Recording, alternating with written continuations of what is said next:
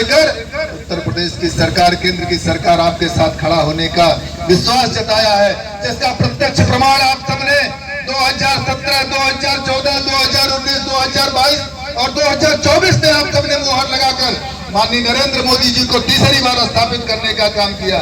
मेरे मित्रों, आज बहुत ज्यादा कुछ न कहते हुए आपके साथ आपका भाई आपका अभिवादन करते हुए आपके जीवन में सुमंगल दिया हुआ है। और मैं यहाँ गई थी, निरीक्षण करके आई हूँ। मुझे लगता है कि पायलट प्रोजेक्ट की तरह पूरा यहाँ से वहाँ तक जो है बंधा बनाया गया है और कई जगह और ढेर सारे बंधे इधर भी बनाए गए हैं। वहाँ पे जहाँ पे भारी कटान के कारण 2-3 गांव जो है विलय हो गए बाढ़ की चपेट में। और मैं रास्ते में जा रही थी तो विधायक जी बता रहे थे भिखारीपुर कोई गांव था, वो पूरा जो बंदे के उस तरफ था वो पूरा विलय हो गया।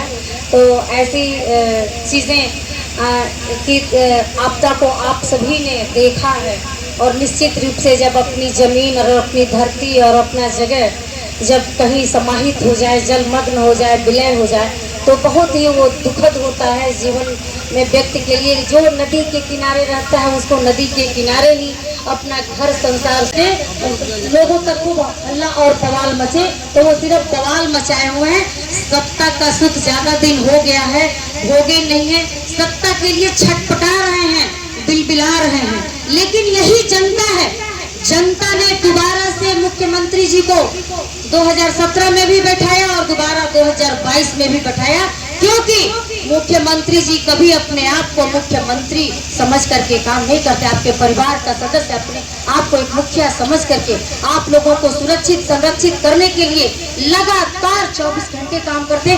कब सोते हैं कब जागते हैं हम लोगों को भी पता नहीं चलता है। नया जब हम लोग मंत्री बने थे 8-8 घंटा 10-10 घंटा तो हम लोगों की ट्रेनिंग को दिला रहे थे कि कैसे आप लोगों को जनता के बीच जाके काम करना है और पीछे से कोई नकल नहीं लेना है कि पीछे के मंत्री बड़ी बड़ी गाड़ियों में कैसे चलते थे और गांव की जनताओं से कैसे दूर रहते थे और लोगों से कैसे दूर रहा करते थे।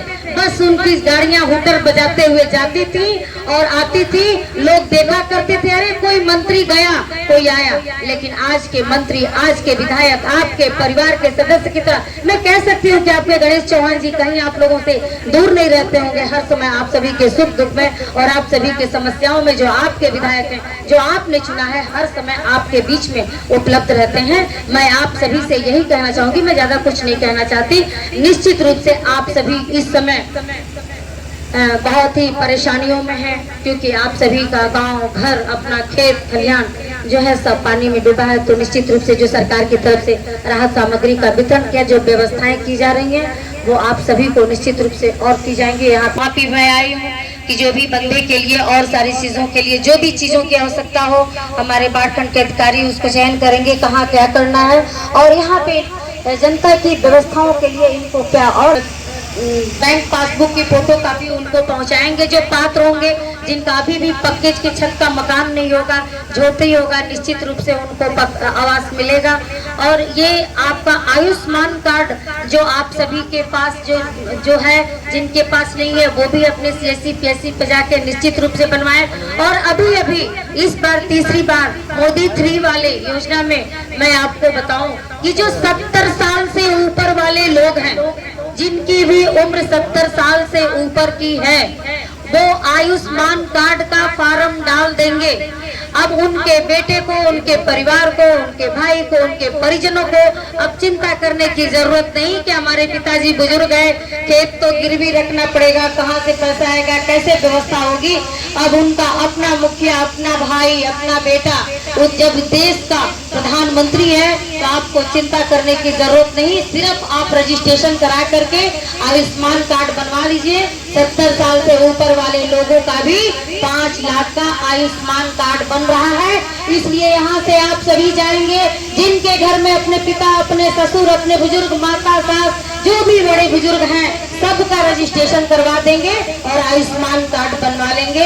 यही सब बात करते हुए सारी योजनाओं के बारे में आप सबको पता है, सारे हमारे अधिकारी भी लगातार कैंप लगा के बता रहे हैं। खास करके मैं आप सभी से किस तरह का कार्यक्रम था आज आप यहाँ पे आई हैं? आज ये जो हमारे इधर के कम से कम 18-20 गाँव मुझे दिखाई दे रहे हैं, जिनमें बाढ़ आया हुआ है और बाढ़ का पानी जो है, घाघरा नदी का पानी लोगों के गाँव में, घरों में और खेतों को नुकसान किया है। तो उसके लिए हम लोग आए हैं कि यहाँ का निरीक्षण किया जाए। सारे अधिकारियों के साथ आए, बाढ़खंड के अधिकारी भी आए थे। कहाँ पे ज़्यादा गहरा कटान तो नहीं हो रहा, अगर कहीं हो रहा है तो उसकी व्यवस्था करने के लिए, तो वही सब जानकारी लेने के लिए हम लोग आए थे। और यहाँ पे राहत सामग्री भी लगभग सरकार की तरफ से आ चुकी है और चयन भी हो चुका था और ये सारी सामग्री भी यहाँ वितरण किया गया है।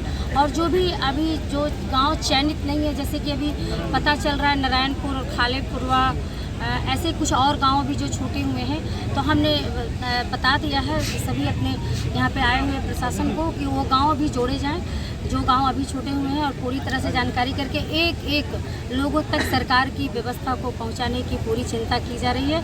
एक घर को भी छोड़ा नहीं जाएगा और सरकार की तरफ से जो भी क्षतिपूर्ति मिलनी है वो सारी मिलेगी। और जो सहायता राशि मिलना था, जो किट मिलना था, वो भी दिया गया है। तो निश्चित रूप से सरकार जो है जनता के साथ है, माताओं बहनों के साथ है, गरीबों के साथ है, किसानों, किसी भी तरह की कोई भी आपदा आए, हर समय सरकार जनता के साथ खड़ी है। और उसी के जो दौरान राहत सामग्री दी गई है, इसमें क्या क्या चीज़ें उपलब्ध है? आलू है, चावल है, आटा है, भूजा है, तेल है, हल्दी है, मसाले हैं, बहुत सारी चीज़ें हैं। मैम, हर बार यहाँ पे बाढ़ आती है और लोगों का कहना है कि बाढ़ की विभीषिका से हम लोग पीड़ित रहते हैं, लेकिन अस्थायी समाधान नहीं हो पाता है। इसके लिए सरकार आपकी क्या सोच रखती है इन लोगों के प्रति? मुझे लगता है कि ऐसी बात नहीं है। पहले से स्थितियाँ काफ़ी अच्छी हैं, जो पहले की सरकारों ने कभी इसकी चिंता नहीं की, जिसके कारण 2-2, 3-3, 4-4 गाँव विलय हो गए, जलमग्न हो गए।